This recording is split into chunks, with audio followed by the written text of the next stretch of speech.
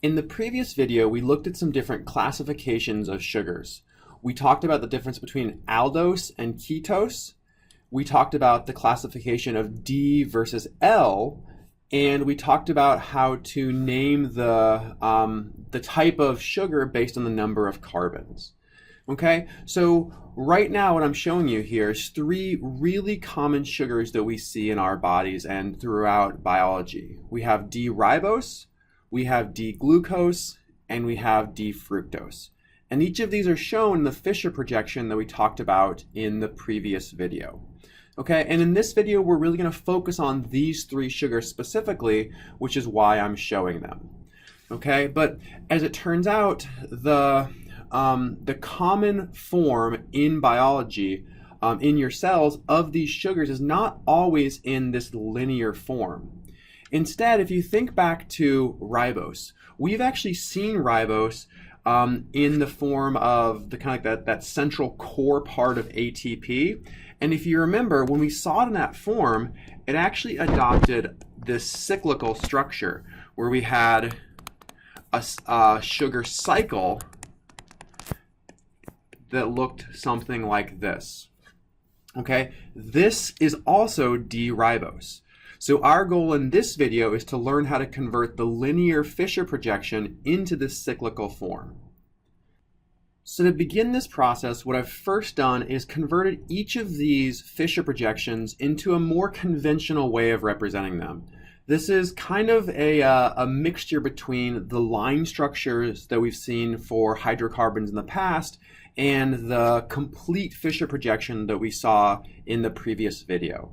The only real big difference here is we have eliminated the carbons and replaced it with this cross, right? So as expected, based on what we know about line structures, everywhere you see an end of the line or kind of this cross, that's a carbon. So ribose still has 3, 4, 5 carbons. Glucose still has 1, 2, 3, 4, 5, 6 carbons. Okay, so this is just a simplified way of drawing the Fisher projection. Okay, so with that in mind, I'm going to go ahead and now eliminate D-glucose and D-fructose, and let's first focus on ribose. Our goal ultimately is to convert this Fisher projection into the cyclical form of ribose that we've seen when we looked at the structure of ATP. Okay, and there are a number of different strategies to doing this, but the one thing that I really like to do first is let's make it a point of numbering our carbons, because that's going to really help us keep track of which carbon goes where. Okay, we always start at the top. Okay, so in our Fisher projection, this is carbon number 1, 2, 3, 4, and 5. Okay, so the other thing that we really want to focus in on is the hydroxyl group, the alcohol group that we use to identify whether it's a D or L sugar. So remember, we always pick the carbon that's the second from the end. So in this case, we're choosing carbon 4. Okay, and the fact that it's pointing right tells us this is a D sugar. But this is also the important alcohol group because it's this oxygen that actually ends up making a covalent bond with that carbon, and that's what closes the ring in our structure.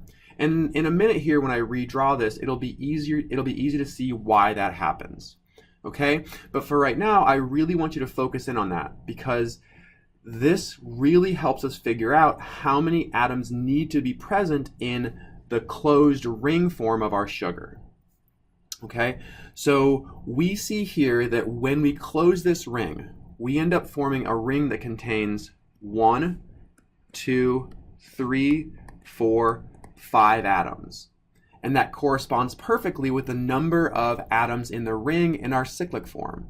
We have 1, 2, 3, 4, 5 atoms. And I've kept the numbering consistent between what's going to end up being present in the Fisher projection and the ring structure. So carbon number 1 here is the same in both structures. Okay, so since we have 5 atoms in our ring, we end up adopting this pentagon geometric structure in our ring. So what I want to do to help kind of visualize how this ring forms is I'm going to rotate my Fisher projection clockwise, okay?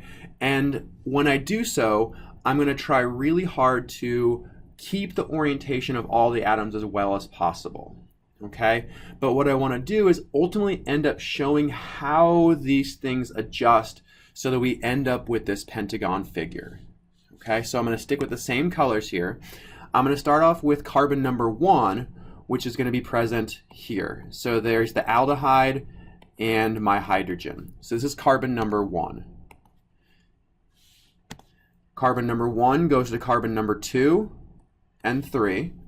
So this is carbon 2 and 3.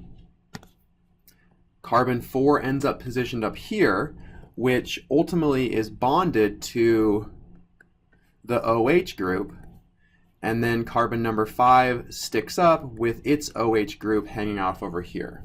Okay, so let's finish up this structure. So we have number 4 and carbon number 5. Okay, so all I've done here is redrawn the orientation of each carbon into the Fisher projection so that it's now modified, and you can now see how those carbons can adopt this pentagon form. Okay, so we'll go ahead and add in our alcohol groups. So on carbon number 2, note here that the oxygen on carbon 2 was pointed to the right, so when we rotated it clockwise, this ends up pointing down. So on carbon number 2, we have the alcohol group pointing down and the hydrogen pointing up. The same thing goes on carbon number 3. We have the alcohol group pointing to the right, so we rotate it 90 degrees and it ends up pointing down. So we point it down here as well with the hydrogen pointing up. Okay, so now hopefully you can see it's possible for this line structure to twist in a way where it's really easy to see how we can form a bond here, making these lone pairs come out, ending up with this oxygen becoming this alcohol group. Okay, this hydrogen ultimately ends up going over there to give it the proton, but we're not going to go through the mechanism. All I want you to be able to do is visualize how this happens so that you can convert Fisher projections into this cyclical form. Okay, so the punchline here is that when we redraw this, we form the bond right here that closes the ring, and that gives us this structure. So we're going to go ahead and end this video here. In the next video, we'll practice this more on our other two sugars, D-glucose and D-fructose.